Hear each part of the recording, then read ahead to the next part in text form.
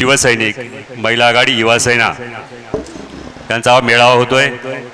या मेळाव्यासाठी उपस्थित शिवसेनेचे या विभागाचे निरीक्षक माझे सहकारी राजेंद्रजी चौधरी, शिवसेनेचे जिल्हा प्रमुख कमलाकरजी खोते, नितीनजी अवतडे, महिला आघाडीच्या सुरेखाताई गव्हाणे, सुनीताताई शेळके, महेशजी देशमुख, एकनाथराव यादव, सुभाषराव गायकर, नामदेवराव मते, मंगलाताई वागचौरे, शांताबाई जोगर, गणेशराव कानवडे, योगेशराव मुर्तडूक आणि सर्व व्यासपीठावरील सन्माननीय पदाधिकारी, लोकप्रतिनिधी आणि समोर बसलेले शिवसेनेचे महिला आघाडी, युवा सेना सर्व कार्यकर्ते आणि या कार्यक्रमाचं ज्यांनी आयोजन केलं, हा मेळावा ज्यांनी घेतला ते या विभागाचे संपर्क प्रमुख बाजीरावजी दराडे।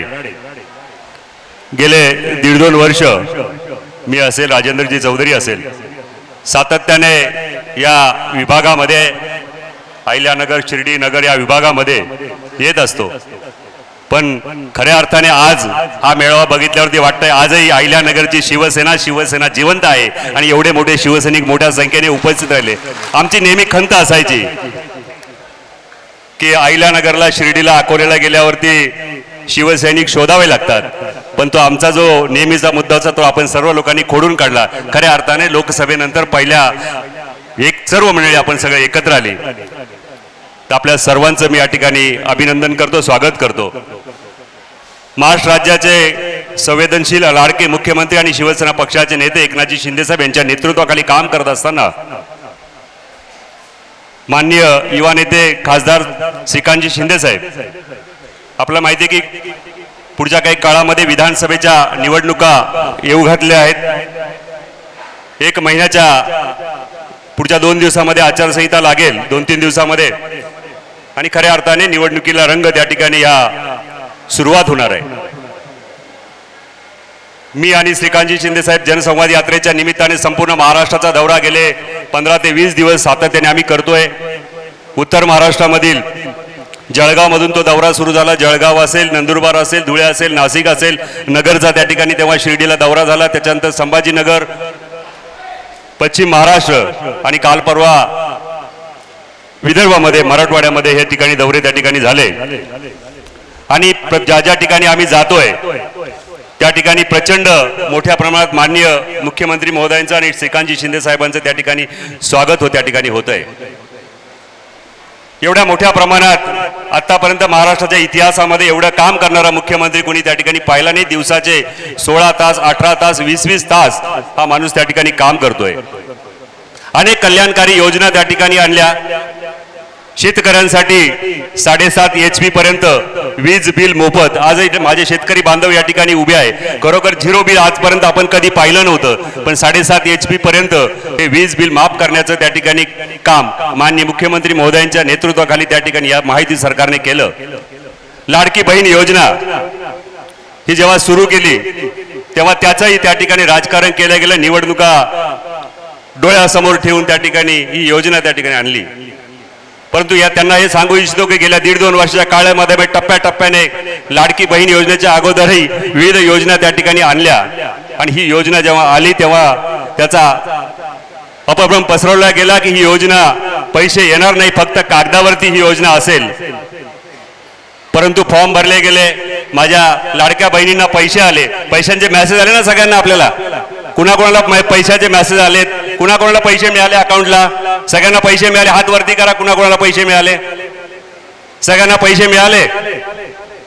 काँग्रेसचे काही लोक लाडका भाऊ आपला मदत करतोय तर सावत्र भाऊ ती योजना कशी बंद होईल त्यासाठी प्रयत्न करतात। काही लोक कोर्टातही गेले, परंतु ही योजना माननीय मुख्यमंत्री महोदयांनी मोठ्या चलाकीने आणि नेतृत्वाखाली त्या ठिकाणी योजना पुढे आणली। त्यामुळे योजना कधीही त्या ठिकाणी बंद होणार नाही।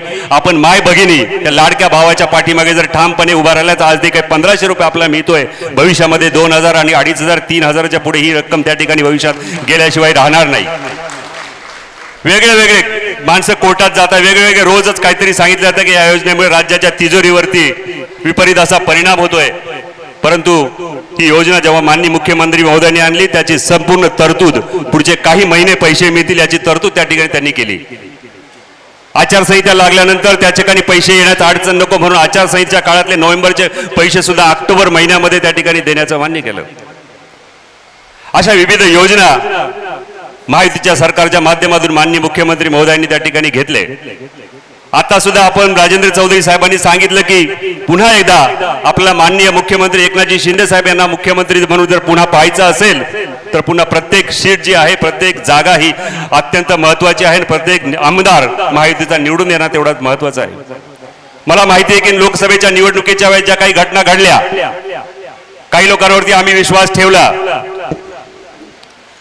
परंतु ते विश्वास ठेवत असताना आम्हाला जे अपेक्षित यश होतं ते यश मिळालं नाही आणि पर्यायाने आमची त्या ठिकाणी जागा हक्काची जागा त्या ठिकाणी आमच्या हातून गेली। विधानसभेच्या निवडणुकीत आता सुद्धा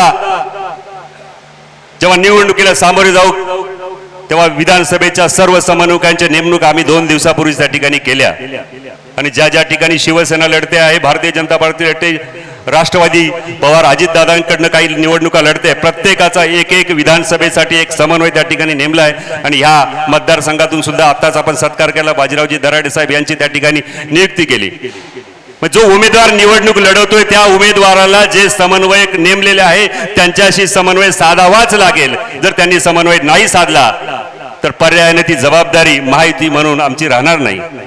आम्हाला विश्वासात घ्यावं लागेल, आमच्या शिवसैनिकांना विश्वासात घ्यावं लागेल। या प्रत्येक शिवसैनिकाची ताकद आहे, ही ताकद त्यांनी ओळखली पाहिजे आणि मला खात्री आहे की महायुतीचे तिघही नेते जेव्हा एकत्र बसतील ते खालपर्यंत त्याचे निरोप आपल्या नेत्यांना पाठवतील आणि प्रत्येकाचा मान सन्मान त्या ठिकाणी ठेवला जाईल। आपण काम करत असताना मुख्यमंत्री सहाय्यता निधी कोरोनाच्या काळामध्ये माननीय मुख्यमंत्री महोदय कोण होते त्यावेळेस उद्धवजी ठाकरे साहेब। ज्यावेळेस खरोखर कोरोनाच्या काळात नागरिकांना त्या औषध उपचाराची निधीची गरज होती त्यावेळेस 2.5 वर्षामध्ये 2.5 करोड रुपये फक्त 2.5 करोड रुपये मुख्यमंत्री सहाय्यता निधी म्हणून वितरित केले गेले। पण त्यानंतर माननीय मुख्यमंत्री एकनाथजी शिंदे साहेब यांच्या नेतृत्वाखाली सरकार आल्यानंतर माननीय एकनाथ शिंदे साहेबांनी ज्या ज्या ठिकाणी गाडी उभी असेल, गाडीच्या बोनेटवरती असतील, जिथे सीटवरती बसले असतील, चेअरवरती बसले असतील त्या ठिकाणी जे मुख्यमंत्री सहाय्यता निधीचे अर्ज आले त्या ठिकाणी सह्या केल्या आणि 350 करोड रुपये निधी मुख्यमंत्री सहाय्यता निधी म्हणून त्या ठिकाणी दिले। जर त्याच वेळेस मुख्यमंत्री म्हणून एकनाथजी शिंदे साहेब असत तर हा निधी कोरोना काळामध्ये 500 करोडच्या वरती त्या ठिकाणी वाटला असता। पण त्यांनी पुढच्या पहिल्या 2-2.5 वर्षामध्ये काही केलं नाही आणि मागच्या 2 दिवसापूर्वी उद्धव ठाकरे साहेबांनी आमचे कल्याणचे संसदरत्न खासदार श्रीकांत शिंदे साहेब यांचा उल्लेख ज्या प्रकारे केला, ठाकरे घराण्याला न शोभणारी भाषा त्यांनी वापरली। हेच आदित्य ठाकरे जेव्हा कल्याण लोकसभेची निवडणूक होती वेगळे वेगळे उमेदवार श्रीकांतजी शिंदे साहेब यांच्या समोर उभे करण्याचं आव्हान त्या ठिकाणी करू लागले, पण कल्याण लोकसभेची ताकद श्रीकांत शिंदे साहेबांची ताकद त्यांना कळाली। एकही उमेदवार त्यांना त्या ठिकाणी देता आला नाही, एका नगरसेवकाला उभं करावं लागलं आणि स्वतःच्या मतदारसंघात वरळीमध्ये निवडून येताना 2-2 आमदारांचा राजकीय बळी त्या ठिकाणी दिला गेला आणि स्वतः त्या ठिकाणी आमदार झाले। श्रीकांतजी शिंदे साहेब अत्यंत प्रभावी असं युवा नेतृत्व संपूर्ण महाराष्ट्रामध्ये काम करतंय आणि त्यांच्याशी तुम्ही अशा प्रकारची भाषा करतायत।